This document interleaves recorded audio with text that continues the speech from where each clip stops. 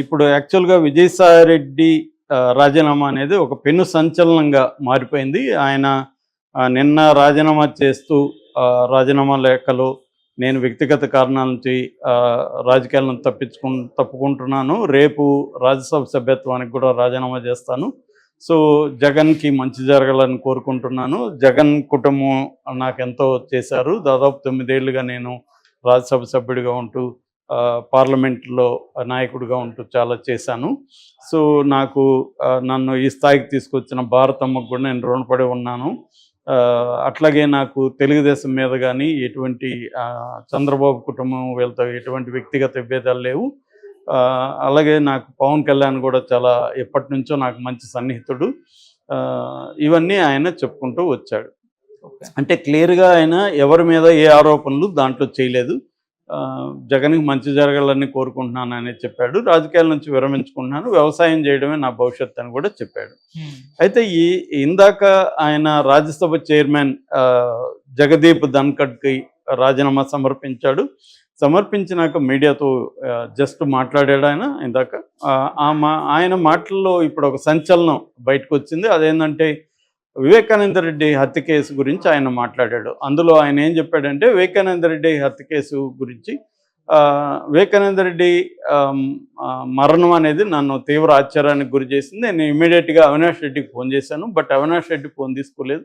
అక్కడ పక్కనున్న వ్యక్తి ఫోన్లో నాకు గుండెపోటుతో చనిపోయాడని చెప్పాడు.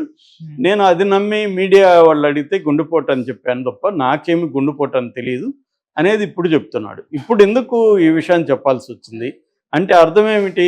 ఇప్పటి వరకు ఏంది, అవినాష్ రెడ్డి అసలు నేను గుండెపోటు అనేది చెప్పలేదని అవినాష్ రెడ్డి ఆర్గ్యూ చేస్తున్నాడు ఇప్పటి వరకు.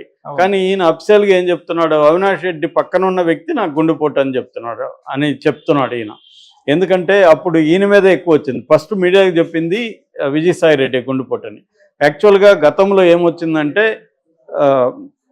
వివేకానంద రెడ్డి పెద్ద బావమర్ది శివప్రకాష్ రెడ్డి విజయసాయి రెడ్డికి చెప్పినట్టుగా, విజయసాయి రెడ్డి మీడియాకి చెప్పినట్టుగా వైసీపీ సోషల్ మీడియా కానీ సాక్షి కానీ వీళ్ళందరూ కూడా ఆ విషయాన్ని అలా బయటకు తీసుకొచ్చారు.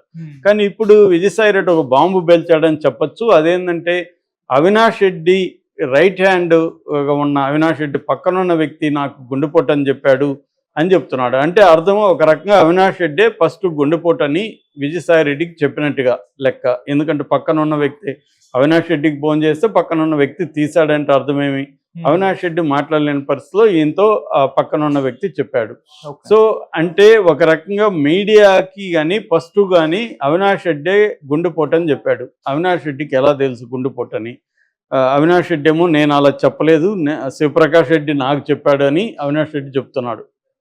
సో ఇవన్నీ కోర్టులో తేలాలి, మనం తేలేదు కాదు. కానీ ఇప్పుడు ఈయన ఒక బాంబు పేల్చినట్టుంది. ఆల్రెడీ తెలుగుదేశం మీడియా దీన్ని విపరీతంగా క్యారీ చేస్తుంది. వివేకానంద రెడ్డి హత్య కేసులో సంచలనం సృష్టిస్తున్న విజయసాయి రెడ్డి అని.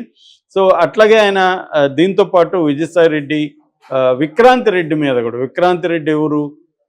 సుబ్బారెడ్డి కొడుకు, వైవి సుబ్బారెడ్డి కొడుకు.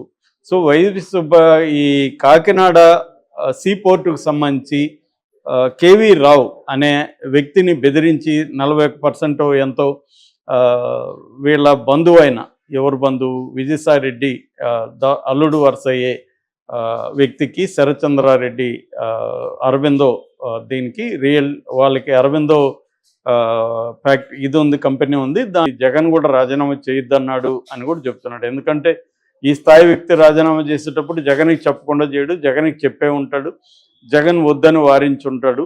కానీ ఈయన డిసైడ్ అయిపోయాడు కాబట్టి జగన్కి ఇన్ఫార్మ్ చేశాడు కాబట్టి తప్ప జగన్ పర్మిషన్ అడగలేదు. ఎందుకంటే ఇలా డిసైడ్ అయిపోయాడు. డిసైడ్ అయినాక ఆయన తప్పుకున్నాడు.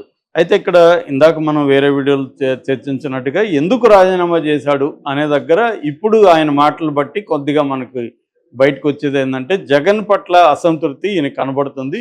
అట్లాగే అవినాష్ రెడ్డి పట్ల కూడా ఈయనకు అసంతృప్తి ఉందని అర్థమవుతుంది. లేకపోతే వివేకానంద రెడ్డి హత్య కేసు ఎప్పుడు 5 ఏళ్ల ముందు జరిగింది, 2019లో జరిగింది. దాన్ని ఇప్పుడు బయటికి తీయాల్సిన, ఈయనకి చెప్పాల్సిన అవసరం లేదు. ఒకవేళ విలేకరుల ఒకవేళ అడిగినా కూడా ఈయన దాని గురించి ఇప్పుడు ఎందుకు అని చెప్పాలి. కానీ అప్పుడు ఎవరు ఫోన్ చేశారు, గుండెపోటు అని ఎవరు చెప్పారు, అవన్నీ ఇప్పుడు చెప్పాల్సిన అవసరం ఉంది మీడియాకి. అంటే జగన్ని భారతిరెడ్డిని ఇరుకుని పెట్టి, ఎందుకంటే అవినాష్ రెడ్డి భారతిరెడ్డి తరపున బంధువు కాబట్టి అవినాష్ రెడ్డి గురించి నెగిటివ్గా చెప్తే అది భారతిరెడ్డి గురించి చెప్పినట్టే.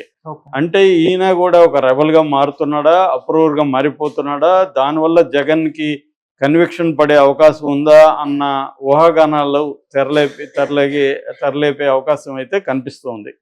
అంటే క్లియర్గా ఇది జగన్కి పెద్ద బ్లో అనే చెప్పాలి. మామూలుగా ఆయన పార్టీకి ఆయన రిజైన్ చేస్తే జగన్కి పెద్ద ప్రమాదం ఉండకపోవచ్చు. ఎందుకంటే ఈయన రాజారెడ్డి కాలం నుంచి వైఎస్ ఫ్యామిలీకి చార్టెడ్ అకౌంటెంట్ గాను నమ్మిన బంటులాగా ఉన్నాడు. వాళ్ళ కంపెనీల వివరాలన్నీ కూడా ఈయనకి తెలుసు, లోటుపాట్లన్నీ తెలుసు, ఎవరెవరు పెట్టుబడులు పెట్టారు అవన్నీ కూడా తెలుసు.